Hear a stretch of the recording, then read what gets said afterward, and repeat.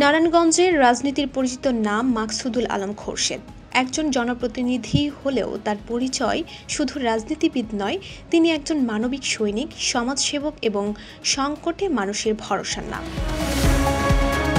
করোনাকালে যখন চারপাশে ভয় আর হাহাকার, তখন নিঃশব্দে কাজ করে গেছেন এই মানুষটি। মৃতদের সৎকার থেকে শুরু করে অক্সিজেন সরবরাহ পর্যন্ত সবখানেই ছিল তার নীরব ভূমিকা। পুরস্কার নয়, মানুষের ভালোবাসা ছিল তার প্রাপ্তি। রাজনৈতিকভাবে তিনি বিএনপির রাজনীতির সঙ্গে যুক্ত থাকলেও দলমত নির্বিশেষে সকলের আস্থা অর্জন করেছেন তার কাজের মাধ্যমে। সরাসরি কাউন্সিলর নির্বাচন করে বারবার জনগণের সমর্থন পেয়েছেন তিনি। তার রাজনৈতিক ভবিষ্যৎ নিয়ে অনেকেই আশাবাদী। অনেকে মনে করেন খোরশেদের মতো জনবান্ধব নেতারা রাজনীতির মুখ বদলে দিতে পারেন।